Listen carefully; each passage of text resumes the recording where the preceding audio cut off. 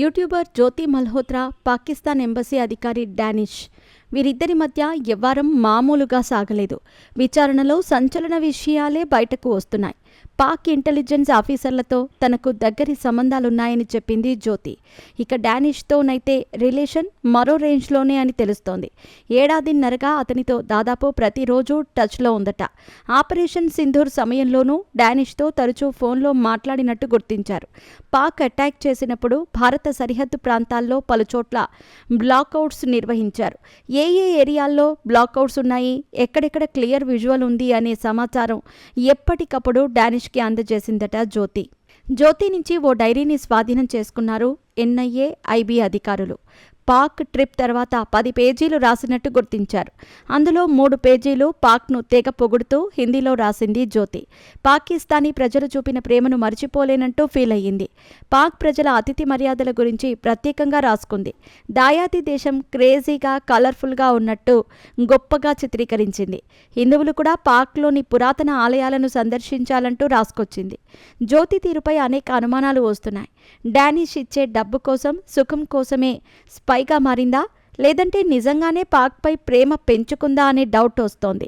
మరోవైపు పశ్చిమ బెంగాల్లోని మన సైన్యానికి సంబంధించిన వ్యూహాత్మక ప్రాంతాల దగ్గరలో కూడా జ్యోతి మల్హోత్రా పర్యటించినట్టు తేలింది.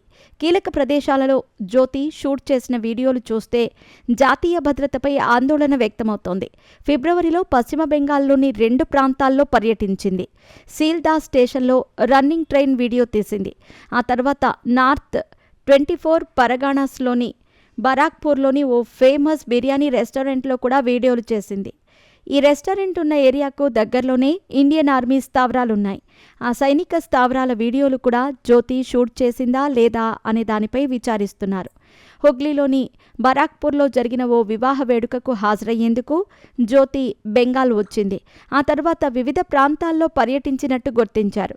ఆమెను పెళ్లికి పిలిచిన వారిని కూడా పోలీసులు విచారిస్తున్నారు. వారి బ్యాక్గ్రౌండ్ చెక్ చేస్తున్నారు. ఆమె బరాక్పూర్ పర్యటనకు ఫిబ్రవరిలో వెళ్లగా ఆ తర్వాత నెల గ్యాప్లోనే మార్చిలో పాకిస్తాన్ వెళ్ళింది. బరాక్పూర్ సైనిక స్థావరాలకు సంబంధించిన వివరాలు ఏమైనా పాకిస్తాన్కి ఇచ్చిందా అనే దానిపై ఆరా తీస్తున్నారు. జ్యోతి మల్హోత్రా ఫోన్లు, ల్యాప్టాప్లను ఫోరెన్సిక్ ల్యాబ్కు పంపించారు పోలీసులు. డేటాను రీట్రైవ్ చేస్తున్నారు. మల్టిపుల్ బ్యాంక్ అకౌంట్లు వాడుతున్నట్టు గుర్తించి ఆ లావాదేవీలను పరిశీలిస్తున్నారు. జ్యోతి అకౌంట్స్లోకి దుబాయ్ నుంచి భారీగా డబ్బులు జమైనట్టు గుర్తించారు. పాక్, చైనా, బంగ్లాదేశ్ పర్యటనల ట్రావెల్ హిస్టరీని సైతం పరిశీలిస్తున్నారు. ఎక్కడెక్కడ తిరిగింది, ఎవరెవరిని కలిసింది అనే దానిపై ఆరా తీస్తున్నారు. మన దేశ రహస్యాలు పాక్తో పాటు చైనా, బంగ్లాదేశ్లకు కూడా రివీల్ చేసిందా? పాక్ ఇంటెలిజెన్స్ ఏజెంట్లు కలిసిందని నిజమేనని ఒప్పుకుంది యూట్యూబర్ జ్యోతి మల్హోత్రా. పాక్ పర్యటనలో వారిని కలిసినట్టు విచారణలో తెలిపింది. ఢిల్లీలోని పాక్ హైకమిషనర్ ఆఫీసర్ డానిష్ను 2023లో తొలిసారి కలిసినట్టు చెప్పింది.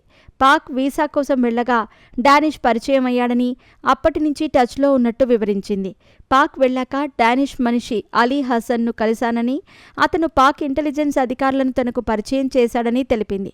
ఇండియా వచ్చాక కూడా హసన్తో వాట్సాప్, టెలిగ్రామ్, స్నాప్చాట్లో కాంటాక్ట్లో ఉన్నట్టు చెప్పింది జ్యోతి. వాళ్ళిద్దరూ జరిపిన చాటింగ్ చూసి విచారణ అధికారులు అవాక్కయ్యారు. మరోసారి పాకిస్తాన్ వచ్చినప్పుడు తనను పెళ్లి చేసుకోవాలంటూ హసన్ను జ్యోతి కోరినట్టు ఆ చాట్లో తెలిసింది. ఆ డానిష్ మామూలుడు కాదు. వీసాల కోసం పాక్ ఎంబసీకి వచ్చేవారిని ట్రాప్ చేసి గూఢచారులుగా మార్చేవాడని తెలుస్తోంది. పంజాబ్కి చెందిన గజాలా అనే యువతిని కూడా ఇలాగే గూఢచర్యానికి వాడుకున్నాడని గుర్తించారు. సైనిక స్థావరాల సమాచారం ఇస్తే భారీగా డబ్బు ముట్టజెప్పేవాడని అంటున్నారు. జ్యోతి, గజాలా ఇంకా అతని ఖాతాలో ఎంతమంది ఉన్నారనే దిశగా దర్యాప్తు జరుగుతోంది.